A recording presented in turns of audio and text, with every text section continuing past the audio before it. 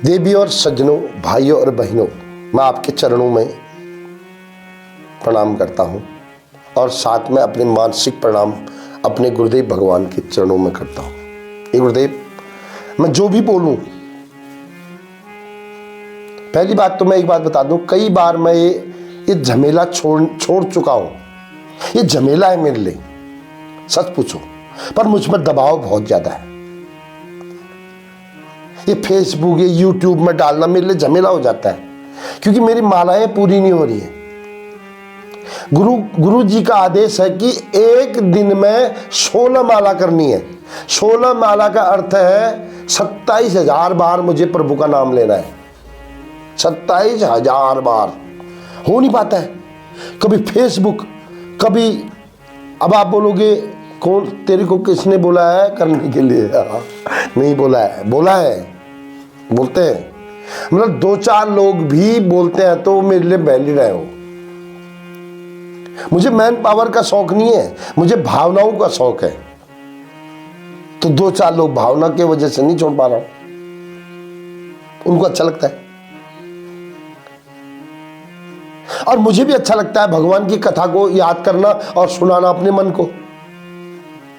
Views का चक्कर नहीं है। व्यूज के लिए तो मुझे कई लोगों ने कई उपाय बता दिए, करोड़ों मिलियनों में व्यूज आते हैं आज तक, अगर मैं वो करता जो मैं नहीं करना चाहता। भगवान की कृपा से मैं कॉमेडी भी कर सकता हूँ, न्यूज चैनल भी कर सकता हूँ और नृत्य भी कर सकता, सब कुछ आता है, लेकिन वो चैनल करने को मन नहीं करता मेरे को। ये मैंने ये खा लिया, वो कर लिया, ये कर लिया, मैं यहाँ चला गया, ये नहीं। मैंने जितना भी करूँगा, चाहे व्यूज कम हो या ज़्यादा हो, उसी परमात्मा का ही मैं किया करूँगा। अब महाशिवरात्रि आ रही है, तो महाशिवरात्रि से प्रेम कैसे हो, महाशिवरात्रि से लोगों की श्रद्धा कैसे हो, ये मैंने आज अध्ययन किया है। भैया महाशिवरात्रि आ रही है तो कुछ फायदा तो होना चाहिए। भगवान शिव की कैसी कृपा है, कई लोगों को पता है, कई को नहीं पता है। जिसको नहीं पता है, भाइयों और बहनों, में बताता हूं। पहले मैं एक बात पूछता हूं आपसे, आपका कोई रिश्तेदार करोड़पति है और आप बहुत गरीब है, जो भी सुन रहा है, भगवान करे आप गरीब कभी ना हो। मैं एक एग्जाम्पल बता रहा हूं, उदाहरण, चलो मैं ही हूं, तो क्या हमारा रिश्तेदार हमारे साथ सेल्फी लेता है? याद रखना, वो हमें बुलाता है कहीं, अगर हमारी हैसियत उनके बराबर नहीं होगी तो वो नहीं बुलाता है। क्यों? क्योंकि उसका स्टेटस, उसको स्टेटस अपना ज्यादा और नीचे वाले का स्टेटस उसको डाउन लगता है। ये हमारे संसार के रिश्तों की कहानी बता रहा हूं आपको, रियलिटी शो। लेकिन मेरे भोलेनाथ ऐसे नहीं है। मेरे भोलेनाथ की कृपा इतनी है कि गरीब से गरीब जिसके घर में भोजन नहीं है, उसके वहां भोजन करने मेरे भोलेनाथ जाते हैं। उसके नाम से मेरे भोलेनाथ अपना नाम रख देते हैं। आज मैं बताता हूं आपको, जरा ध्यान से सुनना। एक घुस्मा देवी थी, घुस्मा देवी, जिसका बेटा मर गया करके पूजा कर रही थी भगवान शिव की। पूजा थोड़ी रह गई थी और किसी ने बोला तेरा बेटा मर गया घुस्मा। घुस्मा ने बोला अब मर गया तो मर गया भैया, मर गया तो मर गया, लेकिन मैं शिव अपने बाबा की पूजा तो पूरी कर लूं। और उसने अपने बेटे की मौत को सुनकर भी, देवी और सज्जनों, पूजा पूरी की और फिर हाथ जोड़ के अपने बेटे के पास गई और रोई कि हे पुत्र, हे महादेव, अगर तुमने इसको छीनना ही था, हे महादेव, अगर तुमको इस पुत्र को छीनना ही था तो इससे मेरा मन क्यों लगवाया, मुझे दिया क्यों?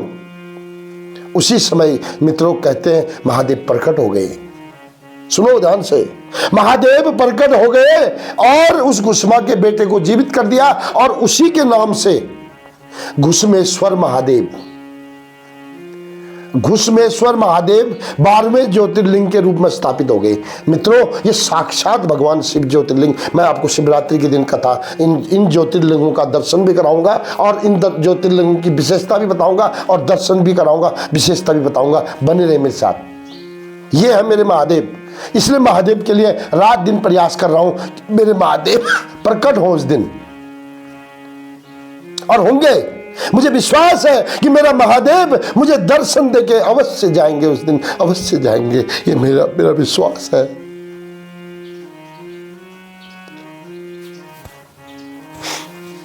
देवादिदेव महादेव जब कृपा करते हैं तो श्रद्धा तो साधक का मन भगवान के चरणों में, यही महादेव हैं जो साधक को प्रभु कृष्ण श्री राम से मिलाते हैं।